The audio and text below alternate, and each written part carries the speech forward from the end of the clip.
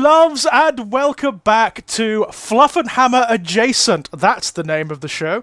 Well, I think you all must know what we're going to be talking about. I do have some stuff about the new Chaos Space Marine Codex. In fact, I have a big series planned for that. I'm going to do a review of the Chaos Space Marine Codex, which, but you know, spoilers, love it. And then I'm going to do little videos about how it represents each of the traitor legions and, you know, to what degree they're any good, but all of them are pretty good, to be perfectly honest. All of them. It's one of the books that has the best internal balance of any of the codexes, or codices if you prefer, in Ninth Ed, I've got to say. But that aside, I'm sure you've all been paying attention to what was leaked recently. I say leaked, and it, you know, it's... You know, that funny, grainy little picture that came out of the subject in question? I mean, it was Games Workshop that leaked it. It is part of their marketing strategy. You know, it's a game. It's kind of a game, you know. Oh, they did it with Magnus as well, and with Mortarion. Here's the grainy little image of the new Primarch model, and lo and behold, later, oh, here's the big reveal. Here's the full thing. It's really clever. It is actually a very clever bit of marketing, and I'm kind of willing to play the game on this one because it is fun. I will say it's not a vicious or unpleasant form of marketing, which, you know, in this day and age, when marketing isn't manipulative, vicious, fear-mongering, patently false advertising, that's to be celebrated. It's kind of fun to play the game in this instance. So, we got a grainy little image of none other than Angron, the new Demon Primarch. One thing I was surprised by, I've got to say, is how early it was. I didn't think the World Eaters would be revealed quite so soon. And in that little grainy image, there's lots of stuff suggested. We can see new Khorne Berserkers in the background. We can see what looks like, if you center really close, if you look at that grainy image of Angron, look at the figure that's in the background perched on a plinth above his sword. That's a Khorne Gore. That is an honest-to-God Khorne Gore, and there looked to be some weird form of cultist or mortal Khornate thing in the background too.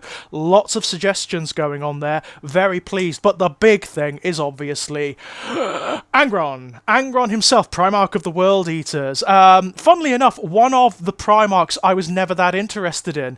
Up until quite recently, Angron has always been one of the more simplistic Primarchs for me.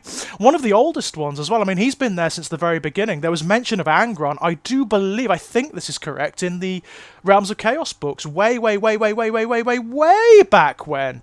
I think it may have been in Lost in the Dam. Anywho, yeah, there was mention of Angron, I believe, in Lost and the Damned. It may have been in Slaves to Darkness. I'm going to have to look that up. But he's one of the oldest Primarchs, alongside Horus, Mortarion, Magnus, and Fulgrim.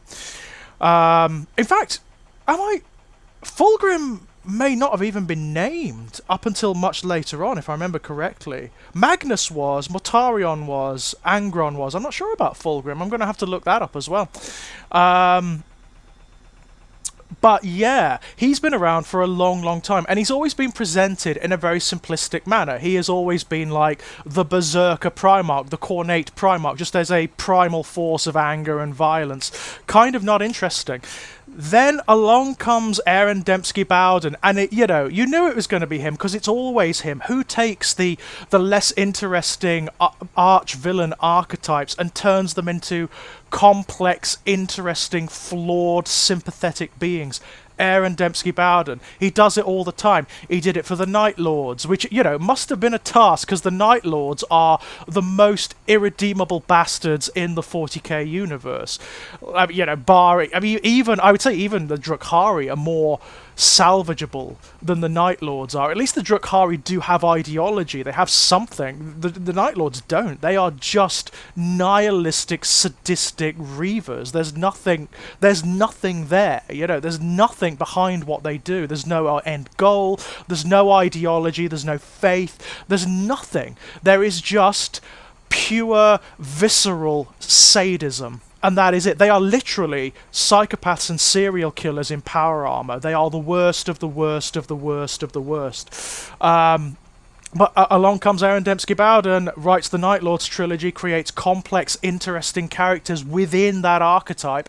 He did the same for Angron in the Horus Heresy book Betrayer. If you haven't read Betrayer, go and read it. You're going to need to read the First Heretic and Aurelian first, then go and read Betrayer.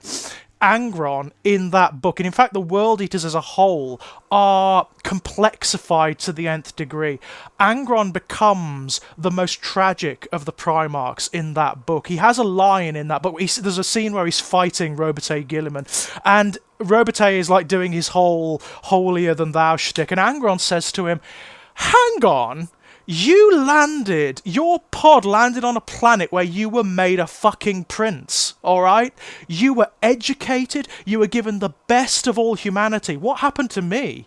My head was cut open, I was butchered and forced to kill everyone I loved. That's what happened to me. So don't come to me with your holier than thou.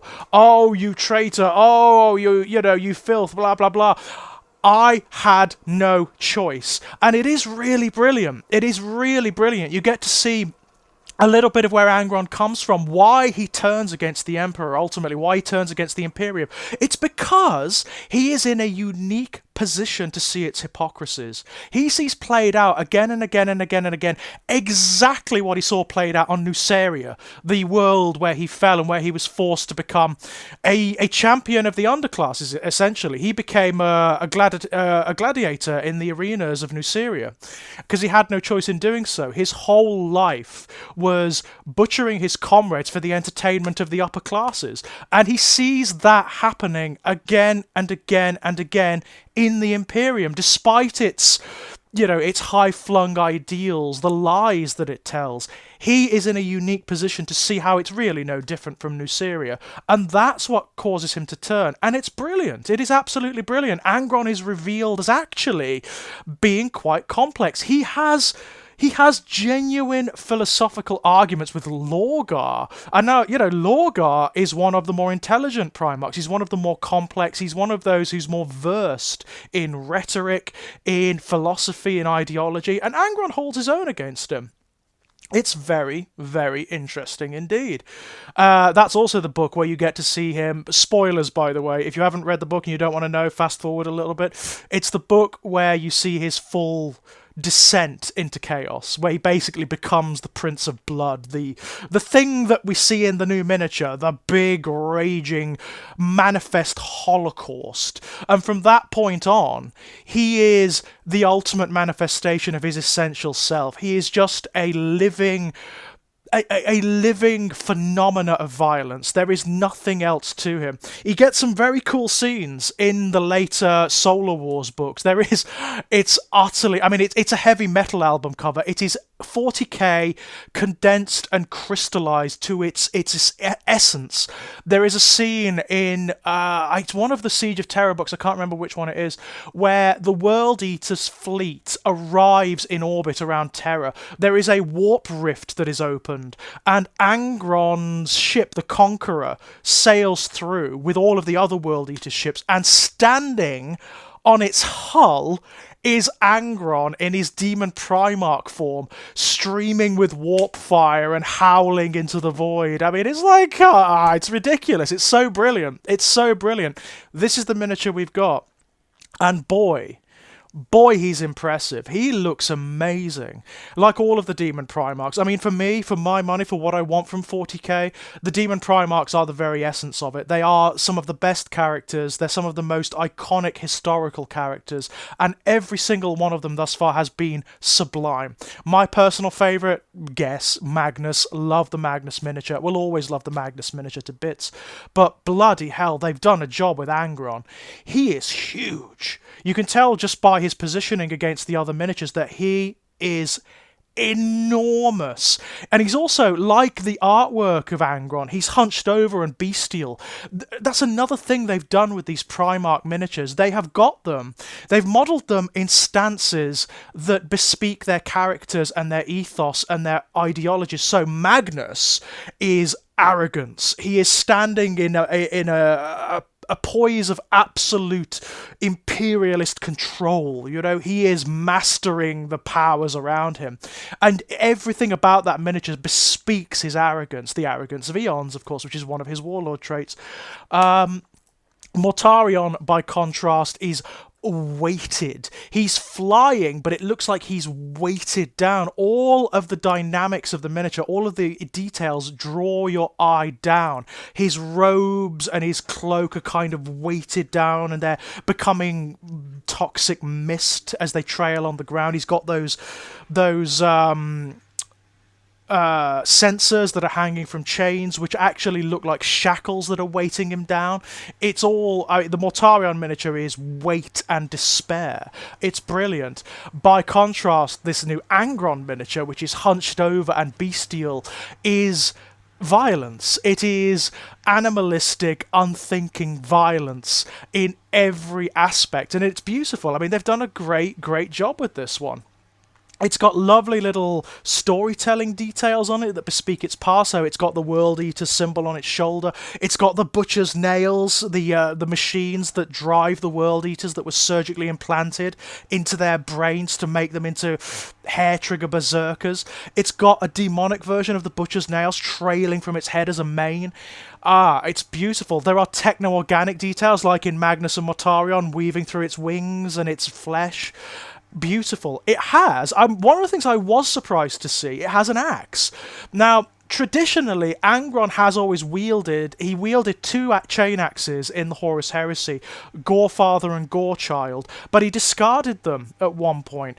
Gorechild, we know, was salvaged by Kharn the Betrayer, his equerry, who of course became the ultimate avatar of Khorne. So, Gorechild is wielded by Kharn. So I would assume that this axe may be Gorefather, which is interesting because it's a relic in the World Eaters Codex, or in the Get You By Codex that we've got in White Dwarf at the moment. So whether it's that or whether it's something new, I don't know. In the other hand, he wields what he's always had since his old Epic days. There were miniatures of the Demon Primarchs back in the days of the Epic system, the smaller scale system where the Titans come from. And in that system, Angron wielded a gigantic demonic blade, like a Zweihander, a double-handed blade, which is what he's got here. He's got both of those weapons. So I would assume that this entity is going to be like the most effective assault creature in the game. They would be doing it wrong if they're not. They're going to have to balance him out in a particular way, because unlike Magnus and unlike Mortarion, he is not going to have the more abstruse powers that Demon Primarchs tend to have, like the psychic powers, for example. He's Khorne Ape, doesn't have psychic powers, so he's going to have something different. He's going to have this aura of violence around him that drives everything around him into frenzy of gnashing teeth and wailing and mindless fury. That's the way he's going to have to work, and he's going to have to be able to sweep entire units aside in a round of close combat, because that's who he is. That's who Angron is. He is nothing but the manifestation of mindless violence. I mean, in the Horus Heresy books, the later ones, after he's become the Demon Primarch, they have to chain him up in the Hold of the Conqueror. Because if they don't, he just mindlessly attacks and slaughters everything around him. And his aura of violence is such that it affects everything around him. Everyone around him is driven to the same state, the same sort of frothing apoplexy as him. So I hope they manifest that in the game somehow. But this is looking really impressive. Thus far, all of the codices that refer to one of the cult legions, the Thousand Sons and the Death Guard, have been brilliant. In Ninth Ed, they've been absolutely brilliant. I've liked both of them thus far. They've done great jobs emphasizing their particular characters. My personal favorite is the Thousand Sons Codex. I think they've done a spectacular job with that one. I really, really do. So I'm very much looking forward to this, even though the World Eaters are not my favourite of the legions.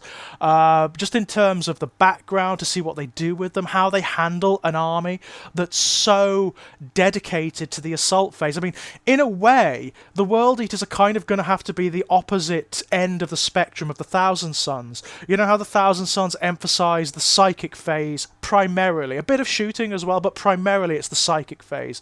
The World Eaters are going to have to emphasise the assault phase in the same way. So let's see what they do, right? Let's see what they do with them. I'm very much... I mean, the Khorne Berserkers, we've talked about that on the main Fluffenhammer many, many times. Sorry, Adam. Sorry, but there are new Khorne Berserkers coming. I know. But we are going to have to retire that cute little kit from about 20 years ago. Yeah, I'm very fascinated to see what the Khorne Berserkers kit is like, to see what details they put into them. We can't really see too much on the picture that was provided because it's too pixely, but it looks very much like they're taking design cues from the Age of Sigmar range. The what they called the Blades of Khorne. The Blades of Khorne they're called at this point. The Blood Reavers. They are the Bloodbound. The Blades of Khorne. The Bloodbound is what they're called. And there are design cues directly from certain units in that army. The Blood Warriors, which are effectively Khorne Berserkers in AOS, they are clearly very, very similar, and I imagine you're going to see a lot of cross-pollination between those kits when they get out there. But what really interests me is what they do with the background more than anything. I want to see what the World Eaters have been doing, where they are as a force, and how Angron comes back. I mean, he's been he was banished after Armageddon, I do believe. His physical form was destroyed by Grey Knights in the Battle for Armageddon, and I don't know whether he's been around since, whether he's come back since, but I don't believe so in the background. So it's going to be interesting to see how he manifests again, if there's any background referring to that, or how what the World Eaters are as a power, because they're one of the more fractured legions, as you would guess. Unlike the Death Guard, and unlike the Thousand Sons, they don't have any central authority. They don't have any kind of unifying power as such. They just kind of follow whoever's going to lead them to the most violence, the greatest slaughter. That's what they do. So, yeah, I imagine it's going to be far more animalistic. You're going to get these, like, tides of World Eaters coalescing almost naturally around characters like Khan and Angron. And, you know, the champions that are kind of beneath them in terms of their status in the Khornate ideology, such as it is. But yeah, it's fascinating, and I'm very, very excited. Very excited. Just can't wait for the Fulgrim and the Emperor's Children now. They will come, obviously, but who knows when. Who knows when. I've got a funny, sneaky suspicion we might be well into 10th Ed before that happens.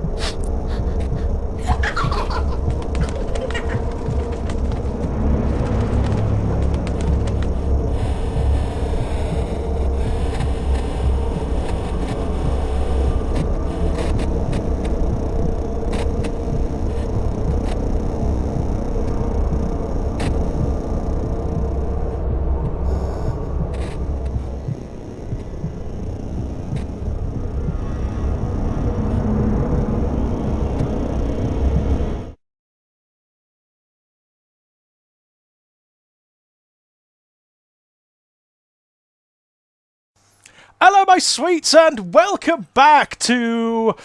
I forgot the name of the show! I'm having a good morning. I'm having a great morning. I don't know whether to leave this in or put it in at the end as a kind of... as an outtake. Yeah, I think I might do that, my loves.